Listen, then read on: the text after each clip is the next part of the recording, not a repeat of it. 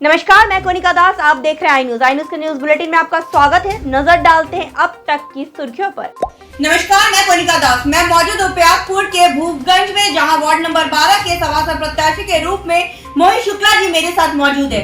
मैं उनसे जानना चाहूंगी कि वो किस रणनीति के साथ इस बार चुनावी मैदान में उतर रहे हैं। मोहित जी, आपका हमारे चैनल में स्वागत है। आप किस रणनीति के साथ इस बार चुनावी मैदान में उतर रहे हैं? चुनाव के मैदान में उतरने का सिर्फ एक ही मकसद होगा हमारा कि हर चीज में युवाओं की सहभागिता अधिक हो। लोग परंपरागत तरीके से होने वाले चुनाव से अब हटकर एक नए तरीके का चुनाव करें जिनमें युवा सदस्य अधिक हो। आपकी राजनीति के सफर की शुरुआत कब से हुई है?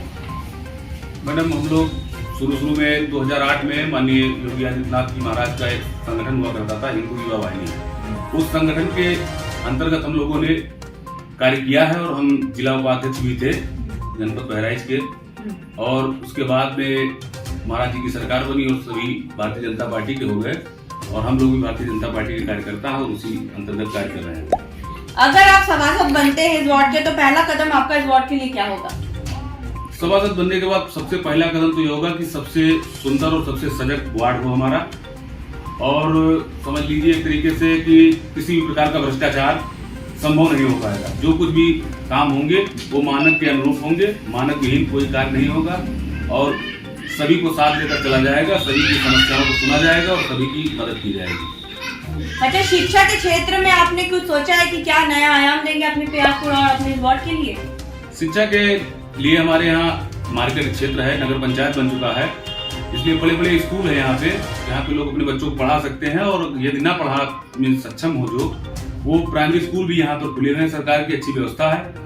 उनको प्रेरित किया जाएगा कि 100% लोग अपने बच्चों को विद्यालय भेजें और शिक्षा अर्जित करें। शिक्षा ही जीवन में कोई भी काम आदमी कर सकता है अगर शिक्षित हो तो।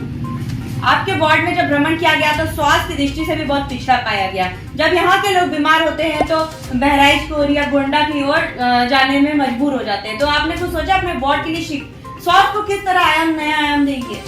अब उसके लिए बाद में यदि समाज में ऐसी कुछ आवश्यकता पड़ती है तो हमारे घर से, हमारे वार्ड से करीब 2 किलोमीटर पे सीएचसी है, वहाँ पे कुछ डॉक्टरों की कमी है। कुछ ही डॉक्टर हैं या कुछ हैं जो आते नहीं हैं या कुछ आते नहीं। हमारे माननीय विधायक जी उन पर नजर रखते हैं, कई बार कार्रवाई भी कर चुके हैं और समाज के लिए और अच्छे स्वास्थ्य के लिए उन डॉक्टरों की या उन चिकित्सकों की मांग की जाएगी जो यहाँ नहीं है। लगभग हमारे यहाँ सबसे ज्यादा कमी रहती है बाल रोग विशेषज्ञ। बच्चों की दवा है, यदि बच्चे बीमार पड़ जाए तो कोई डॉक्टर अच्छे नहीं है, उनके लिए लोगों को लगभग बहराइच, गोंडा या लखनऊ जाना ही पड़ता है। उसके लिए उनको चाहे व्यवस्था किया जाएगा कि बाल रोग विशेषज्ञ तो हमारे इस वार्ड के लिए, हमारे क्षेत्र के लिए, हमारे समाज के लिए तो होगी। अच्छा, और महिलाओं की सुरक्षा के लिए कुछ सोचा है आपने? महिलाओं की सुरक्षा, देखिए महिलाओं की सुरक्षा के लिए महिलाएं सजग हो जाएंगी, पढ़ लिख लेंगी, अगर वो शिक्षित होंगी तो स्वयं उनकी सुरक्षा होगी। और रही बात महिलाओं की सुरक्षा के लिए, तो उसके लिए हर भरसक प्रयास किए जाएंगे और हर तरह का उनका सम्मान किया जाएगा। आपको नहीं लगता जब चुनाव आता है तो लोग बड़े बड़े वादे करते हैं, लेकिन जब चुनाव खत्म होता है तो सारे वादे धराशायी हो जाते हैं? इस बारे में आप कुछ कहना चाहेंगे? अब ऐसा जो कुछ करते होंगे उनका चुनावी स्टंट होगा, जुमला होगा, लेकिन हम लोग पहली बार हमारा चुनाव है, नई नगर पंचायत बनी है। हम लोग चाहेंगे कि इस कलंक को प्रत्याशियों के माथे से मिटाया जाए और जो कुछ भी वादे हम करते हैं, ज्यादा वादे भी नहीं करते, लेकिन जो कुछ हमारे स्तर से होगा वो 100% किया जाएगा। अच्छा, आपके क्षेत्र में जब भ्रमण किया गया तो लोग बहुत असमंजस में थे कि किसको वोट दे किसको न दे। तो हमारे चैनल के माध्यम से उन जनता से जनता जानना चाहती है कि अगर वो आपको चुने तो क्यों चुने, क्योंकि सभी जनता हमसे जुड़ चुकी है, हमारे चैनल को देख रही है। तो आप कोई एक विश्वास दिलाए कि वो आपको चुने तो क्यों चुने?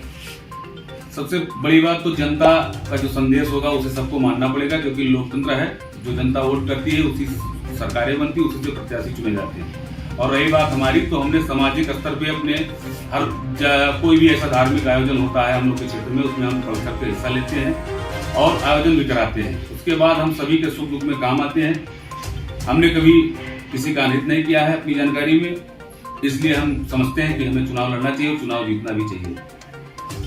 तो सभी जनता हमारे साथ मौजूद है और देख रही है। इन्होंने क्या कहा कि इनकी बात साफ तौर पर है कि ये वादों पर भरोसा नहीं करते, ये जुमलेबाजी पर भरोसा नहीं करते।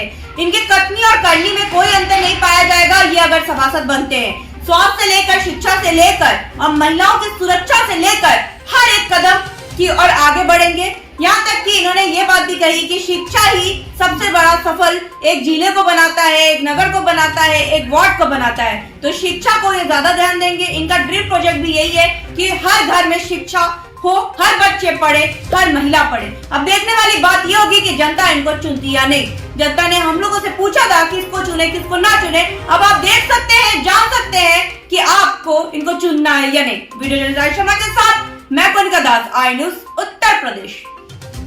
तक के बुलेटिन में बस उतना ही। बने रहिए आई न्यूज के साथ, हर खबर पर पहली नजर। आप हमारे चैनल को लाइक कीजिए, सब्सक्राइब कीजिए और हाँ, बेल आइकन को दबाना मत भूलिए।